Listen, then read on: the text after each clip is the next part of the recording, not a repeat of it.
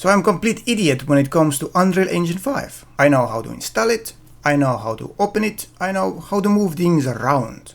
But that's it. So I thought the best way for me to learn this magnificent beast is by recreating this simple shot.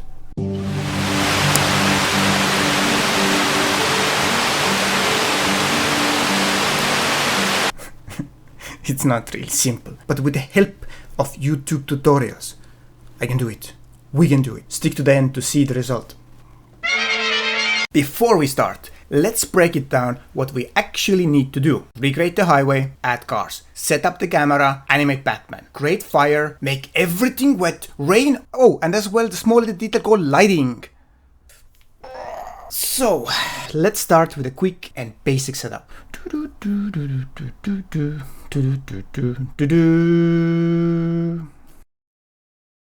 As the highway scene is quite simple, I wanted to recreate it by hand, but thankfully, I didn't do it. Just look at the hundreds of highway lights. No. There needs to be something that can do it automatically. So, instead I searched YouTube and found Mr. Holt tutorial, Complete Beginner Guide to Unreal Engine 5. In there, among many things, he introduces splines and how to use them to create roads very fast. I got fascinated. Creating a highway has never been simple.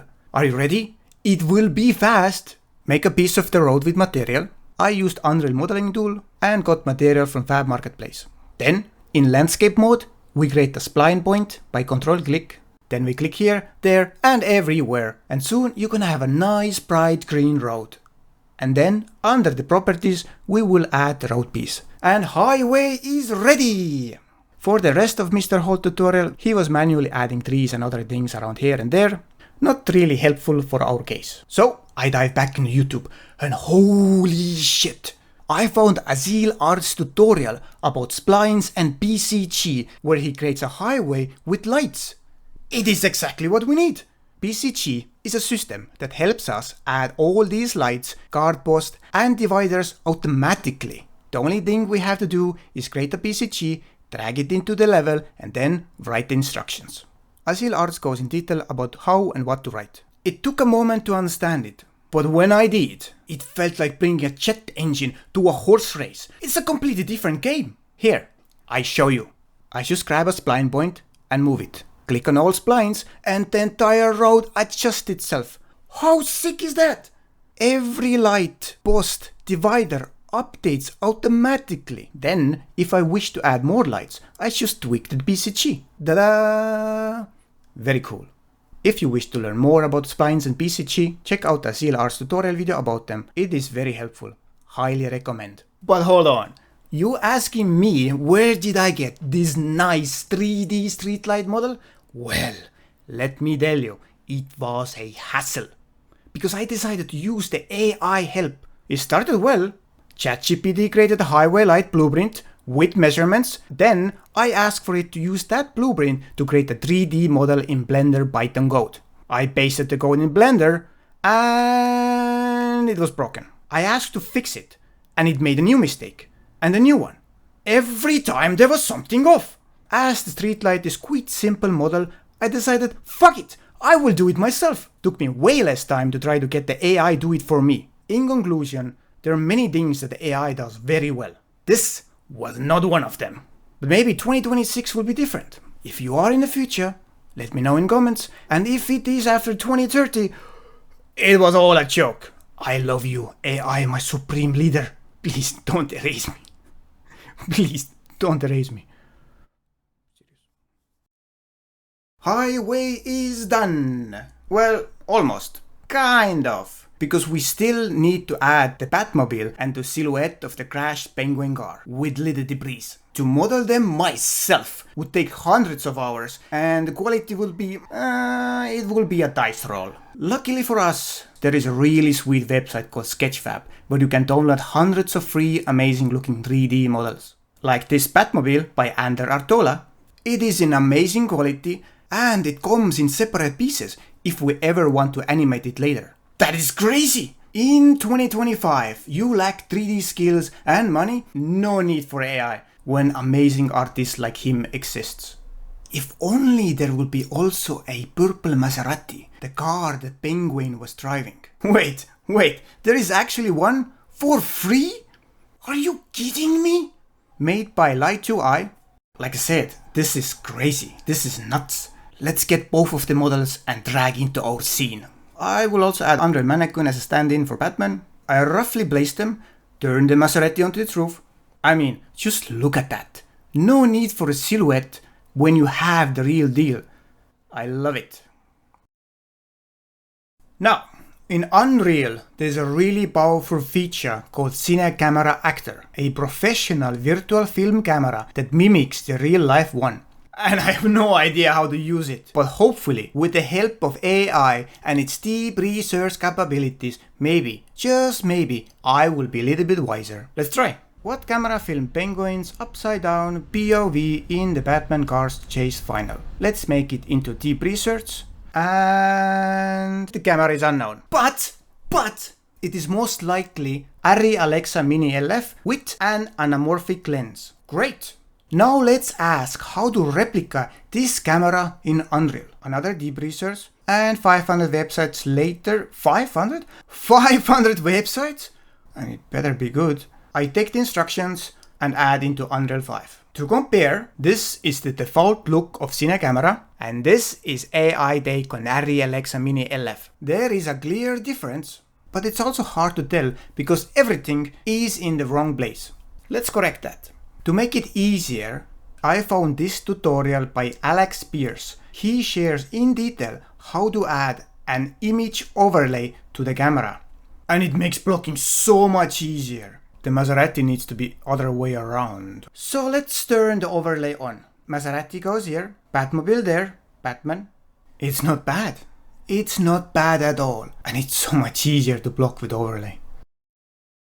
MetaHumans, MetaHumans, MetaHumans. Every YouTube video about Unreal filmmaking talks about MetaHumans. So, instead of downloading animation-ready Batman from SketchFab, we are going to make our own MetaHuman, dress him up with all kind of nice 3D bling, and then animate the walk. The goal would be to understand them and use for future projects. I started this video before Unreal 5.6. Back then, I had to use MetaHuman website to create them. It wasn't too bad, but the website was a little bit slow and it had limitations like fixed body size. But now, we can create the eccentric billionaire who likes to fight bad guys with his bare fist right on our computer. Bruce, say hi. Let's find him some clothes. Batman Beyond fanfiction model by Andrea Patrick looks cool. We download it, bring it into Unreal and paint it black. When we line Bruce up with the suit, they not only don't fit, the whole pose is different. In order to fit the clothes onto the MetaHuman, they both need to have the same pose. So, if I add a skeleton to the suit, I should be able to match the pose, right?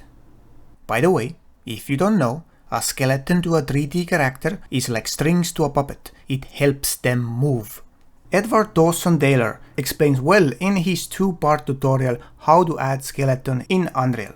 I create the skeleton, super easy. Add automatic skin weights, which will connect the skeleton to the outer model casing, and now when I move a bone, what is that?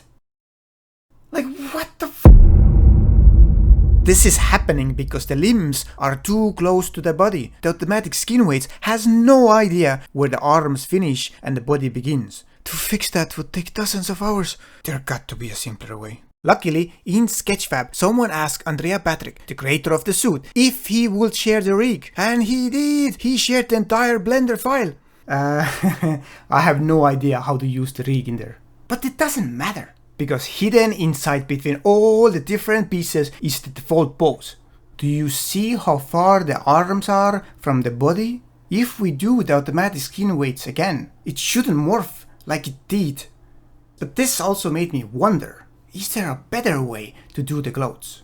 Yes. Yes, there is. I found 2 tutorials that solve everything.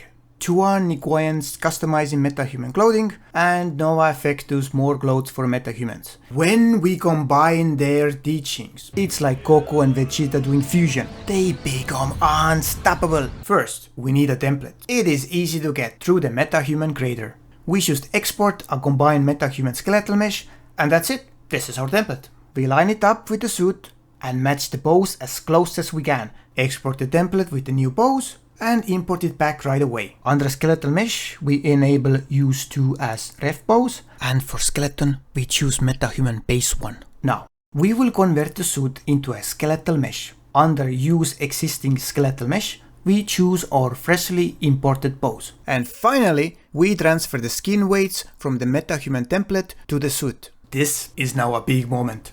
Are you ready?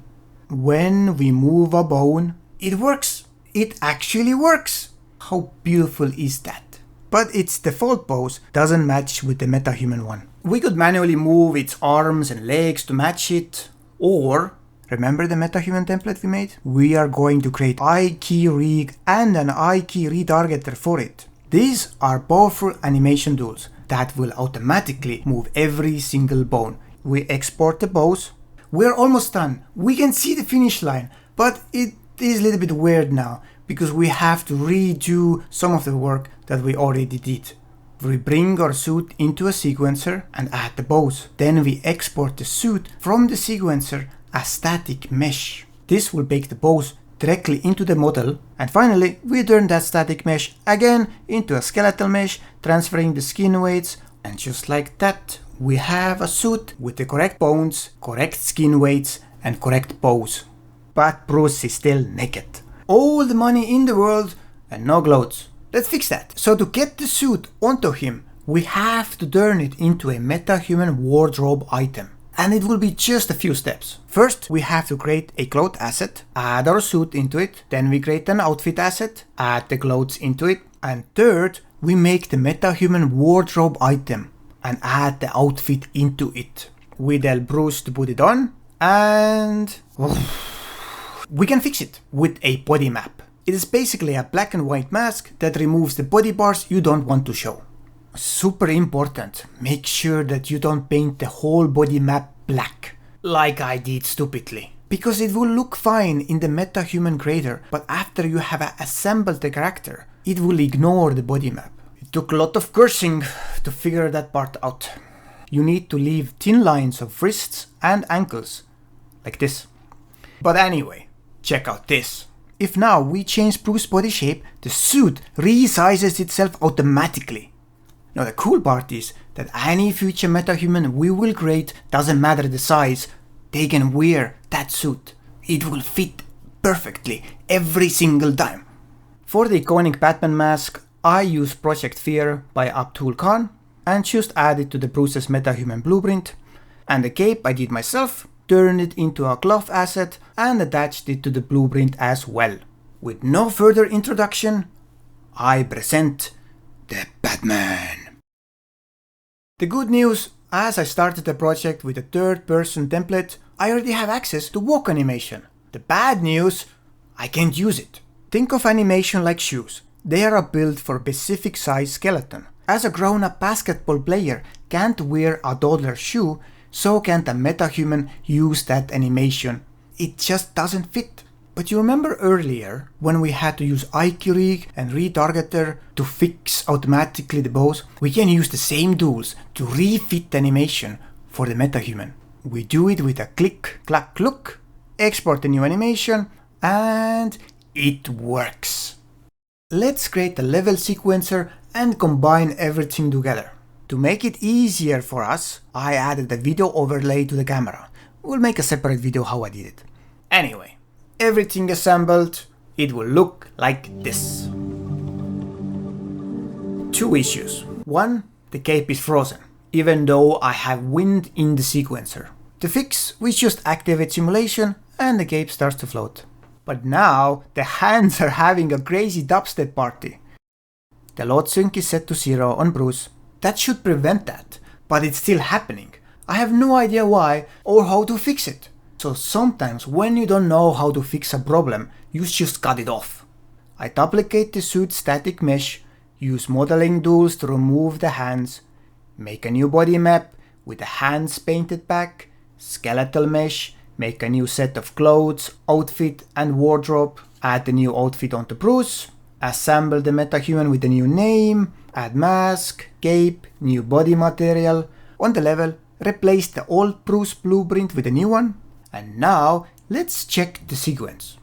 The hand flickering is gone. Everything works. Oh. It took a little time. It took a lot of time. But it's done. That's how I animated Batman. I thought making fire in Unreal will be difficult. Just look at the real thing, a chaotic mess of light and dark. But clearly I am new to Unreal, because after watching Cool of Motion, I was like, there's no way. There's no way, it cannot be so easy. It's quite easy to make fire in Unreal with Niagara fluid system. They have clearly found order in the chaos. So, for starters, we create a new Niagara system. Big fire! Look at that! Most of the work already done. Just need a little cleaning up the shape. We turn velocity down and remove the sphere emitter. So instead of building the correct fire shape in here, we go under particle update and add a new user static mesh parameter. In short, this will allow us to set on fire every static mesh we can find. We just need to drag the Niagara system onto the level, and on the outliner, we add it into any static mesh, like this Batmobile or the Maserati. Let's bring the standing back in. Wahaha! Everything is burning! Now, we can't set Batman on fire, even if we want, because he's Batman. But as well, because it's actually skeletal mesh and not static mesh, we need to set up all kind of different configurations for that to work, maybe later. Anyway, let's make a bonfire. We will use Unreal basic shapes and combine them together into this and set it on fire. Let's see the reference again. It's very different. Let's change some configurations in Niagara system and we get this. Whoa, big ass fire. But not quite right yet. If we change bonfire shape, we will have this or that. Even this is still not quite right. Maybe we can change a little bit the shape like that? Whoa, that is quite close. Just one little thing left. We turn the mesh visibility off. And we have created fire. I thought making rain in Unreal would be super easy. And it kinda is. But the rain I managed to create doesn't really look good. I mean, look at that. Even if we make the road shinier by changing the material roughness, oh yeah, look at that shininess. But still, it is not really anywhere close to the Batman worthy. Honestly, it feels like I need a couple more months to really understand this system. But then I found on YouTube William Voucher video about EasyRain. It's a plugin he made and it cost with tax around $30. Just to clear up, I have no affiliation with Voucher or with the plugin. I decided for it mainly because on Fab Marketplace it has only 5-star reviews and William Voucher seems to be highly respected among Unreal community. It seemed like a win. So I install it, follow his video to set the EasyRain up, and with a click, clack, cluck, I have this. Everything is wet, there is rain, and even ripples on the water. It was way faster and easier to set up than the basic rain in the beginning. But hold on, why are EasyRain drops so bright? What is that? Earlier I activated glimmer and backlight in EasyRain so that the rain would pop more in the dark, because the scene is happening in the dark. But now it looks really shit in the daytime. So if we bring in post processor, turn off auto exposure and set the sun, you can see the rain looks already way better. And now we are ready to start with the most difficult part. That makes it all look epic. The lighting. Let's watch William Voucher's Lighting in Unreal 5 for Beginners and The Fastest Way to Learn Lighting by Josh Tooner. They explain well how to set up lighting and how to analyze movie shots. With a newfound knowledge, let's look at our reference image. The key light is definitely the fire, but there seems to be one more light, a strong one from above. Because if you look closer, Batman has no detail, but then the breeze in front has. I mean, it could just be the light post, but if you look at all the other light posts, they are very weak. So there is an extra light. Back in Unreal, I increase volumetric fog, remove volumetric clouds, bring the directional light sun higher and turn the intensity down. Add a spotlight above, somewhere between the Batman and the camera. Remove the lens flare. I don't like our bonfire anymore. Couple of steps and... I mean, that's definitely better. Even more, if we add 3 rect life behind the fire. It softens the edges, better integrating the fire into the scene.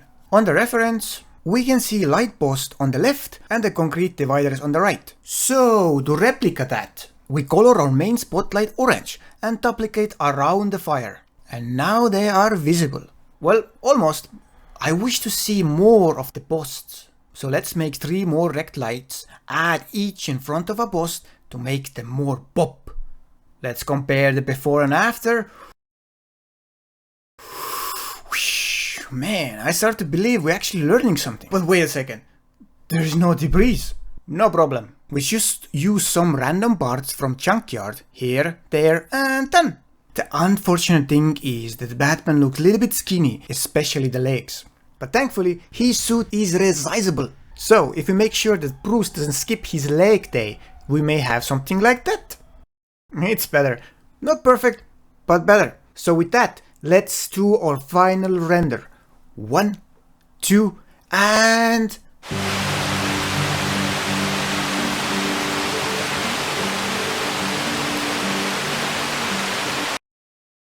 And with that, we are done! We are done! It took forever! And you magnificent human being who has watched it to the end, thank you very much. If you find it interesting, please subscribe, because next I'm gonna make some really technical Unreal videos, rewrite my old script. Anyway, that's it. See ya.